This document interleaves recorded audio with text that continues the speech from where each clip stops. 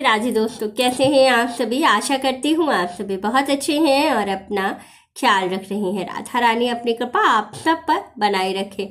दोस्तों, आज हम बात करेंगे कि विवाह के बाद जो 1 साल का समय होता है उसमें कुछ चीज़ें जो हैं जो वर्जित हैं, जो आपको नहीं करनी है।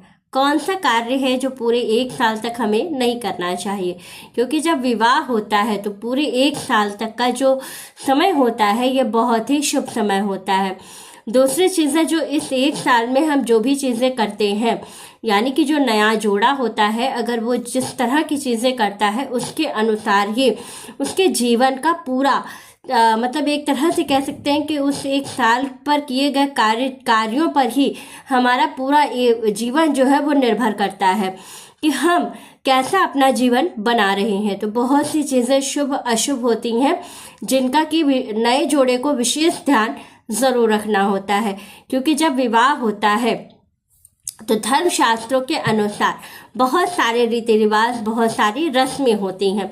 कभी आप लोगों ने ये नहीं सोचा होगा कि ये इतनी सारी रस्में क्यों की जाती हैं, क्योंकि जब शास्त्रों के अनुसार जब विवाह होता है तो एक पवित्र बंधन बनाया जाता है दोनों जोड़ों के लिए।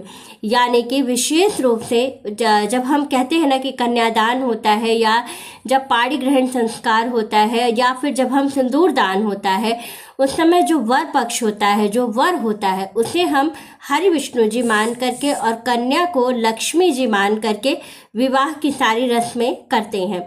तो इस दौरान जो ये सारी रस्में की जाती हैं इसका बहुत महत्व होता है, क्योंकि इसके अनुसार ही हम नए जोड़े को बहुत सारी शुभकामनाएं देते हैं जिससे कि उनका जीवन सुखमय रहे। अब हम विशेष रूप से जानते हैं कि हमें 1 साल तक कुछ कार्य हैं जो वर्जित है, जो बिल्कुल भूल कर भी नए जोड़े को नहीं करना चाहिए। वैसे तो दोनों परिवारों को भी नहीं करना चाहिए, क्योंकि विवाह सिर्फ 2 लोगों का नहीं, 2 परिवारों का होता है। ये बंधन 2 परिवारों के बीच का होता है। तो कौन सी ऐसी चीज़ें हैं जो नए जोड़े को नहीं करनी चाहिए और कौन सी ऐसी चीज़ें हैं जो परिवारों को नहीं करनी चाहिए, तो आज हम इसी के बारे में जानेंगे। तो चलिए वीडियो शुरू कर लेते हैं और संपूर्ण जानकारी आपको एक एक चीज़ बताऊंगी बहुत डिटेल में, जो हमारे शास्त्रों में वर्णित है कि हमें क्या करना चाहिए, क्या नहीं करना चाहिए। तो चलिए वीडियो शुरू कर लेते हैं और संपूर्ण नियम, संपूर्ण चीज़ें जान लेते हैं। लेकिन उससे पहले अगर अभी तक आपने मेरे चैनल को सब्सक्राइब नहीं किया है तो चैनल सब्सक्राइब कर लीजिएगा, बेल आइकन को दबाना बिल्कुल ना भूलिएगा। जानकारी अच्छी लगे तो वीडियो को लाइक शेयर ज़रूर कीजिएगा। तो सबसे महत्वपूर्ण चीज़, सबसे पहली चीज़, जिन लोगों की शादी अभी हुई है नवंबर और दिसंबर में, या जिन लोगों की अभी जनवरी या फरवरी में होने वाली है, उन सभी लोगों को मैं दिल से हार्दिक शुभकामनाएं देती हूँ। उनके नए जीवन की ढेर सारी शुभकामनाएं, वो अपने जीवन में खूब सारी सफलता प्राप्त करें।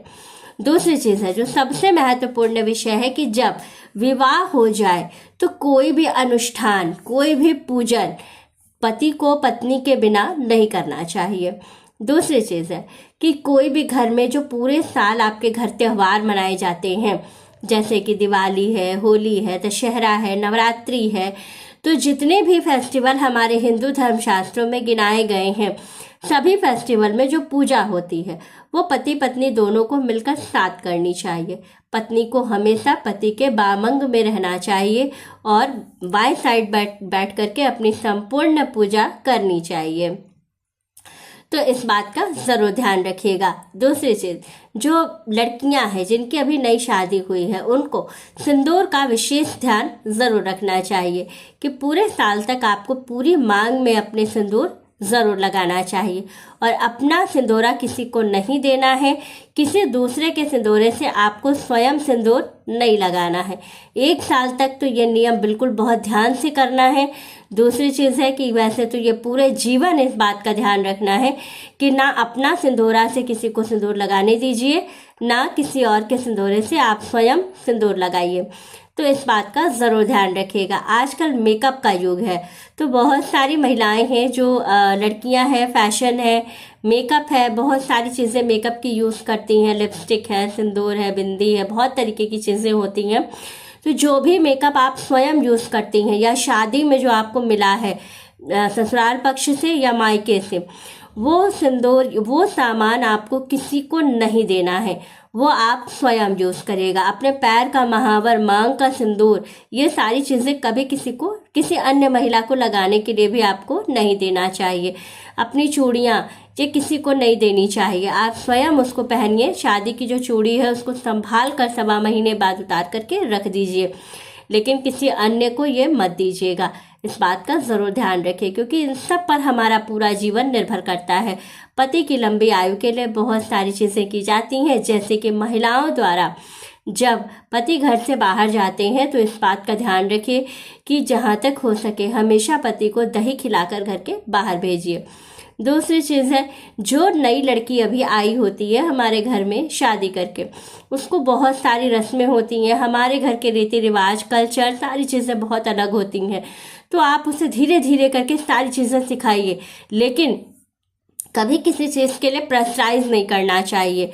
तो इस बात का ज़रूर ध्यान रखिएगा। दूसरी चीज़ें जो शास्त्रों में वर्णित है कि जब भी कोई सुहागिन लड़की जिसकी अभी नई नई शादी हुई है, तो जब वो अपने ससुराल से मायके जाए और मायके से ससुराल आए तो पैर में महावर जरूर लगाना चाहिए, ये बहुत शुभ होता है। तो इस बात का आप ज़रूर ध्यान रखिएगा। दूसरी चीज़ है कि जो नया जोड़ा है शादी के बाद किसी भी अशुभ कार्य में, जैसे ब्रह्मभोज है या किसी की मृत्यु हो जाती है, तो नए जोड़े को बिल्कुल भी नहीं जाना चाहिए। अगर ये कंडीशन आपके घर में भी किसी की होती है तो भी नए जोड़े को उसमें शामिल नहीं किया जाता है, इस बात का आप ज़रूर ध्यान रखिएगा। और जिन लोगों के यहाँ विवाह होता है वो सभी लोगों के यहाँ पितृपक्ष, श्राद्ध, तर्पण पूरे 1 साल तक नहीं किया जाता है। तो इस बात का आप ज़रूर ध्यान रखिएगा। ये अक्सर लोग गलती करते हैं कि जब पितरों का पूजन आपने कर दिया, शादी के समय में जब पूजा होती है, जब देवता और पितरों की पूजा की जाती है, उस समय पर पूरे 1 साल के लिए उनको भोजन, पानी सब कुछ दे दिया जाता है। तो फिर पूरे 1 साल तक आपको पितरों का श्राद्ध और तर्पण नहीं करना होता है, इस बात का ज़रूर ध्यान रखिएगा। बहुत सारे लोग गलती करते हैं कि होने के बाद भी करते हैं, तो ये नहीं करना है, इस बात का ज़रूर ध्यान रखिएगा। ये सब छोटी छोटी चीज़ें हैं, लेकिन जीवन में बहुत नकारात्मक प्रभाव इसका पड़ सकता है आपके जीवन पर। दूसरी चीज़ है, जो नई लड़की आपके घर में प्रवेश करती है उसके जो हस्बैंड और वाइफ का जो बेड है उसका आपको विशेष ध्यान रखना होता है कि हमेशा बेड जो है उनका पूर्व और पश्चिम की तरफ ही होना चाहिए। तो इस बात का ज़रूर ध्यान रखें कि दक्षिणामुखी होकर के नए जोड़े को कभी नहीं सोना चाहिए। तो इस बात का ज़रूर ध्यान रखिएगा। पूरब, पश्चिम या उत्तर की तरफ आप सर करके सो सकते हैं, लेकिन दक्षिण की तरफ सर नहीं होना चाहिए, इस बात का ज़रूर ध्यान रखिएगा। दूसरी चीज़ है कि हस्बैंड जो होते हैं, पतियों को भी इस बात का विशेष ध्यान रखना चाहिए कि शादी के बाद उन्हें कुछ नियमों को बहुत ध्यान से करना चाहिए। कि जो जैसे बहुत से लोग होते हैं कि शादी के बाद बहुत से नियम होते हैं, बहुत सी रस्में होती हैं, रस्म होने के बाद वो जैसे अपना पहले रूटीन लाइफ जीते थे वैसे ही जीने लगते हैं। लेकिन आपको क्या करना है कि आपको कुछ बातों का विशेष ध्यान ज़रूर रखना है। अगर आप लक्ष्मी की प्राप्ति चाहते हैं तो जब भी आप अपने घर से निकले तो अपनी वाइफ को जो है उनको प्यार से उनके माथे पर जो है किस करके घर से निकले, तो इससे आपके घर में लक्ष्मी की जो आवक है और बरकत दोनों बढ़ जाती है। तो इन सभी बातों का छोटी छोटी चीज़ें हैं, लेकिन ज़रूर ध्यान रखें, बहुत बहुत कारगर होती हैं और 100% है कि ये सारी चीज़ें करने पर आपको इसका लाभ जरूर मिलता है। शास्त्रों के अनुसार हमें नियमों के अनुसार अपने सारे जीवन को निर्वाह करना चाहिए, तभी हमें पूर्ण लाभ की प्राप्ति होती है। तो वीडियो अच्छी लगे, जानकारी अच्छी लगे तो वीडियो को लाइक, शेयर और सब्सक्राइब ज़रूर कीजिएगा। राधे राधे दोस्तों।